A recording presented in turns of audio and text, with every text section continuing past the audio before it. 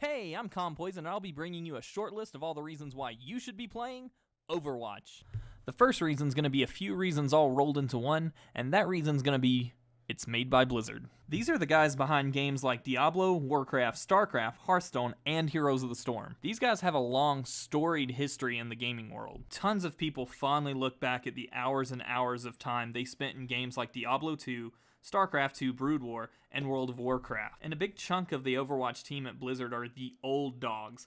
Some of the guys who have been there the longest. I'm talking 20 plus years. Most of these guys are from WoW in its heyday, but moved on to the Titan project, one of the biggest failures in gaming history, costing Blizzard around $600 million. Now, I know what you're thinking. Why am I talking about these guys being part of such a huge failure like it was a good thing for Overwatch? Well, that's because it was. Now, let me tell you why. These are no ordinary guys. They were the titans of the industry. But they thought after they made WoW that they had the hands of Midas and everything they touched would be gold. And man, were they wrong. However, they were bathed in the ashes of their failure, and what rose from those ashes was the original passion that they had lost for creating a fun, immersive experience, and that shows in every facet of Overwatch. They had been beaten, but certainly not broken. Also, Blizzard's known for supporting their games for a really long time, which means we could be getting new content for quite some time. And for free. This brings us to reason number 2, polish. No. Polish. Damn it, no polish. Well, that's close enough. Let's roll with it.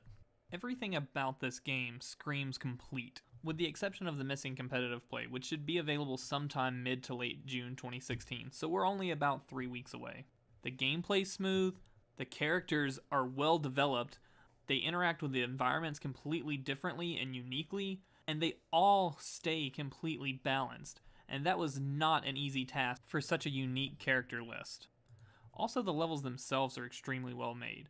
They highlight the character's ability as well as the task at hand. Now on to reason number 3, the social experience. This has honestly been the best social experience in a video game that I've had in a really long time. Like, since Gears of War or Halo 2 and 3. I think that's partly due to it being such a team-focused game, so when you're playing with your friends or other people, everyone really relies on each other, much more so than a game of like League of Legends where people can kind of carry. Plus, the matches are shorter than a game like League of Legends, so it doesn't seem like people are quite as salty because they can get out of this game and into another one very quickly. They have a little bit more say-so in who they're playing with because they can leave lobbies and stuff. So, like, if they have a good lobby and they like what they're playing with, then they can just stay in that lobby and keep playing those games until the server's disbanded.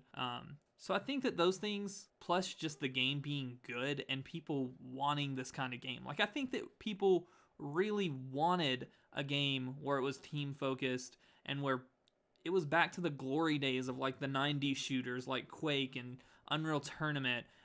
Even a little bit later, like Team Fortress 2 and Halo.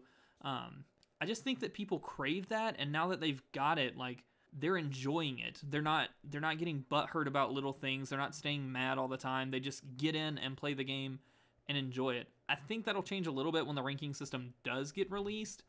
But as for now, honestly, almost every game that I've been in, everyone in the game has been positive, whether we were getting our asses kicked or we were kicking ass. It's been like, I don't know, I've maybe come across like 5 people at the most in the probably 30, 40 hours I've put into the game this week, of people just being douchebags. And none of those were actually on my team, which is really surprising to me because I play League of Legends some, not a ton, but in those games, or in that game particularly, it seems like people on your team are just a lot worse than people on the other team. So I've really enjoyed this. I've really enjoyed the camaraderie, and it's been cool because, like, friends of friends are playing. So I've met quite a few people in the last week and during the beta of people that are just friends of my friends that I'm getting to know because I'm playing this game with them, and I've never played games with them before, even though my core group of friends that I play games with, I play all the time. So it's been really interesting to get to meet a whole new group of people and experience a whole different kind of personality set. And I don't think that really since, like, say, Halo 2 and 3, maybe-ish, when LAN parties were still a thing, that was possible. And it's amazing that it seems like I'm playing with people right next to me like old days with the LAN parties, even though we're playing over the internet now. I don't know. I don't know what's different about Overwatch that makes it just a better experience socially like that, but it's really been great, and I've really had a good time doing it. And lastly, reason number 4, gameplay. Every character is unique, not just in the way that they look, but in their skill set, the way they move, the way they feel. Even characters in the same class have a distinct playstyle. For example, let's look at the offensive heroes. Tracer moves extremely quickly and teleports in quick, short bursts, making her like a bee buzzing in the opposition's ear. Reaper, however, moves much more slowly, but can teleport a decent distance to sneak in behind the enemy to do massive damage from up close. Then you have Soldier 76, who is basically the average run and gun type seen in most FPS games today. Also, the environments are all unique, and only built to house one game type each. This takes the game balance to another level.